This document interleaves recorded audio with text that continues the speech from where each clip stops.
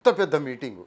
ఆ పెద్ద మీటింగులో కేటీఆర్ ఫోటో, కేసీఆర్ ఫోటో పెట్టిండు. సరే పెట్టుకొని, కొడుకు కాబట్టి, వర్కింగ్ ప్రెసిడెంట్ కాబట్టి పెట్టుకొని. కానీ ఉద్యమంలో కలిసి పనిచేసి మమేకమైన అమరవీరుల ఫోటోలు లేవు. ఉద్యమంలో నీ ఎన్నంటి ఉండి ఉద్యమాన్ని నడిపించిన హరీష్ రావు ఫోటో లేవు.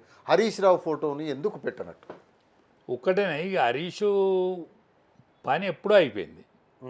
మరి కృతజ్ఞత కోసం మామయ్యల కృతజ్ఞత కూడా ఉంటుంది ఆయనకు. అందుకనే సైలెంట్ వహిస్తాడా ఆయనకు గ్రౌండ్ క్లియరెన్స్ కనిపించలేదా? ఇప్పుడు ఆయనకు కూడా కేసీఆర్కి ఎట్లయితే ఉంటుందో మరి ఇది రేవుకి వచ్చేటట్లేదు ఈ పార్టీ, మళ్ళీ మనం ఇక మంచం ఎక్కి పిల్లలు అనేది లేదని ఆయన అనుకుంటాడు. ఇది మనం మంచం ఎక్కి పిల్లలు అనేది లేదా అని ఆయన అనుకుంటాడు. ఆయన తర్వాత హరీష్ అనుకుంటాడు. ఆయన తర్వాత హరీష్ అనుకుంటాడు. కాబట్టి ఆయనకు గ్రౌండ్ క్లియర్గా కనిపించేది. పోతే ఆయనకు కడుపులో ఎంత బాధ ఉన్నా కూడా అది ముఖంలో కనిపించలేడు. హరీష్ రావు కడుపులో ఎంత బాధ అని ఉండని. ఇప్పుడు ఆయన మంత్రివర్గంలోకి తీసుకోలేదే. ఒక మన హోమ్ మినిస్టర్ను ఆయన ఇద్దరే ఉన్నారు కదా చాలా రోజులు. ఇప్పుడు ఈయన వర్కింగ్ ప్రెసిడెంట్ చేసిండు.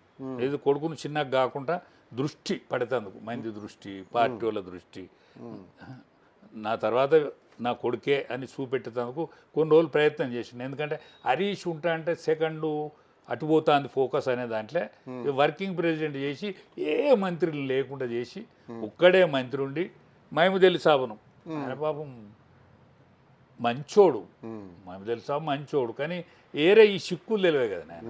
సిక్కులు తెలియడానికి ఓ మినిస్టర్ గట్టి ఓ మినిస్టర్ ఇచ్చిండు. హోమ్ మినిస్టర్ రాసి ఇచ్చిండు. ఈ జట్టి ఉండదు, ఆయన జట్టి కట్టపోయాడు, ఆయన జట్టి కట్టిండు. జట్టి కింద ఒకటి హోమ్ మినిస్టర్ రాసి ఇచ్చిండు. ఆయన ముందట పోలీస్ వ్యాన్ పోవాలి, అంతే, ఓ పోలీస్ వ్యాన్ పోవాలి. ఆయన పాపం ఏమి ఎరగడు. అంటే ఎరగడంటే మంచోడు, ధనవంతుడు, పైసలున్నోడు. పోతే ఆయనకు మన ఆవుల ఫామ్స్ ఉన్నాయి. ఈ ఆయన దగ్గర ముళ్ళే ఇడిపియాలి. అవును, ఆయన సాటు మిల్లలు ఇడిపించుట గనుడు కదా. అవునవును అవును. బొడ్డే పైసలు కూడా తెప్పించోడు కదా. బొడ్లే చెక్కున్న బాబతి కనిపిస్తుంది ముడగొడికి ఏమైనా కనిపించదు, కానీ లోపలికి పెట్టుకొని మీదికి సంచి కనిపించకున్నా కూడా బొడ్లే పైసలు పట్టుకొని పైస కడతారు కదా. అవును, ఎన్ని బొడ్లే పైసలు ఇడిపియలే, ఎన్ని ఇడిపియలేదని. ఈయన దగ్గర ఏం పాడైంది, అప్పుడే ఉన్నది. అంటే ఈ హరీష్ రావు సైడ్ అయినట్టేనా? హరీష్ రావు ఇక కేసీఆర్ జిందాబాదు ఎట్లయినా అంటాడు. దాని తర్వాత కేటీఆర్ జిందాబాద్ అనాలి. అంటే ఇప్పుడు కేసీఆర్ సరే వృద్ధాప్యానికి వచ్చేసిండు, ఇంకా ఎంతకాలం ఈయనకు వయసు ఉన్నది, ఇంకా పొలిటికల్ రాజకీయ జీవితం ఉన్నది కదా. ఒక్కటేనే, ఎవరికి వయసు ఉన్నా ఎవరికి జీవితం ఉన్నా ఇంకొక విషయం చెప్పాలి. మీరు ఆడ మర్చిపోయింది ఒక హరీష్ రావునే కాదు, మనం కాళోజీ ధిక్కార స్వరాన్ని ఎప్పటికీ తెలంగాణలో యాడ్ చేసుకునేది కదా. అవును, కాళోజీ ఫోటో పెట్టేది కదా, కాళోజీ ఫోటో పెట్టేది కదా, ప్రతి మీటింగ్లో మనం అక్కడ పెట్టుకునేది కదా. ఏ ఉద్యమకారులు అన్ని ఫోటోలు పెట్టాలంటే సాధ్యం కాకపోయినా అమరుల త్యాగాలనే వర్డన్న రాయాలి కదా. అమరుల త్యాగాల ఫలితమే సిద్ధించిన తెలంగాణ అని రాయాలి కదా. రాయాలి.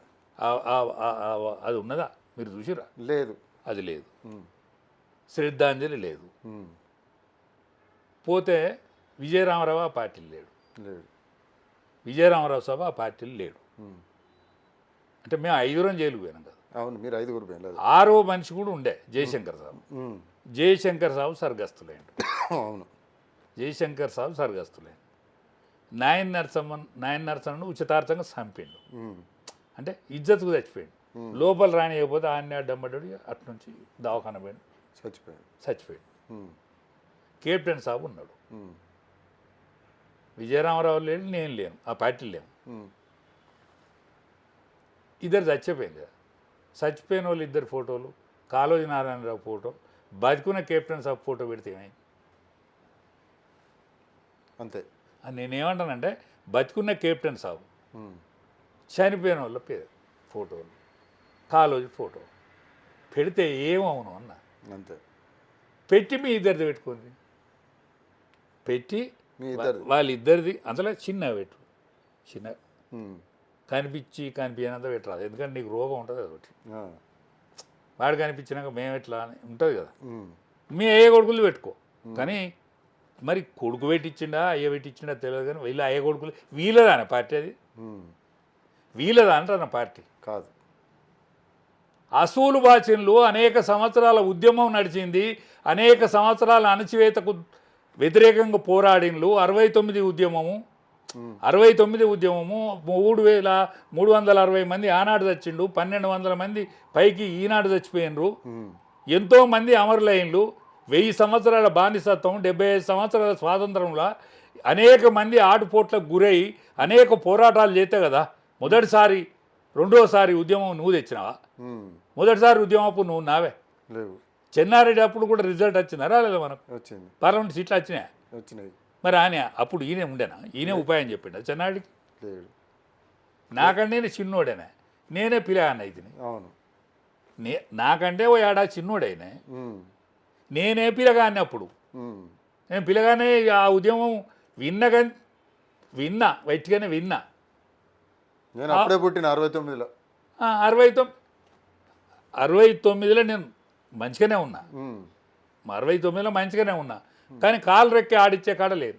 అదే మంచిగానే ఉన్నా, ఎరికే నాకు ఉద్యమం ఎరికే. అప్పుడు చదువుకుంటాను నేను, అవును. ఉద్యమం అప్పుడు నేను చదువుకుంటాను, నువ్వు కూడా చదువుకుంటావు అన్నట్టే కదా. నేను చదువుకుంటాను, కేసీఆర్ కూడా చదువుకుంటాడు కావచ్చు, చదువుకున్నాడే కదా. అందులో ఏదైనా BA MAనో ఏదో చెయ్యొచ్చు, నేను ఆడికే ఊకున్నా, నేను తక్కువ చదువుకున్నా అంతే. అంటే నువ్వు చదువుకుంటా అన్నట్టే కదా. అంటే నీవు అయితే చెన్నారెడ్డి చెవులో ఉపాయం చెప్పలేదు కదా, చెప్పలే. మరి నీదా ఉద్యమం? మరి ఆనాడు వచ్చింది, ఆనాడు ఎవరు? అరే విమర్శించుకోవాలన్నా ఒక్కసారి ఎవరికి వాడ అనుకోవాలి. అచ్చా కలిసి నాటి నుంచి విడిపోవాలనే ఉద్యమం నడిచింది అన్నాడో లేదా? నువ్వు స్టార్ట్ చేయకముందుకే అనేక సార్లు వరంగల్లో పీపుల్స్ వరల్డ్ మీటింగ్ పెట్టిండ్లు, అంతకంటే ముందు జనసభలు మీటింగ్లు పెట్టిండ్లు, తెలంగాణ కోసం తిరుగుతూనే ఉన్నారు అప్పటి నుంచి. ఇప్పుడు ఎక్కడనైనా దగాకు గురైందో, ఎక్కడనైనా అనిశ్వేతకు గురైందో, దొరల దౌర్జన్యానికి, రజాకారుల దౌర్జన్యానికి, నిజాం యొక్క పరిపాలన సౌలభ్యంలో నిజాం మంచిగానే పరిపాలించారు, షేర్లో కుంటలు అని అంటారు. కాకతీయ రాజులే చెర్లు. అవును, వాస్తవంగా చెరువులు అంటే వాళ్ళే కదా చెర్లు. ఈ నిజాం గణపురం అవన్నీ కదా. అవును. ఇప్పుడు మనం సస్యశ్యామల ఎన్నట్టు ఉంచున్నాం?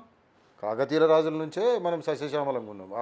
అప్పుడు పెద్ద పెద్ద చెరువులు కట్టించింది కదా, ఇలా టూరిజం స్పాట్లు అయినాయి కదా అవి. అయితే ఈ కాకతీయ రాజులు నువ్వే చేసినావు, నిజాము వాడు ఏమైనా ప్రాజెక్టులు కడితే అవి నువ్వే చేసినావు,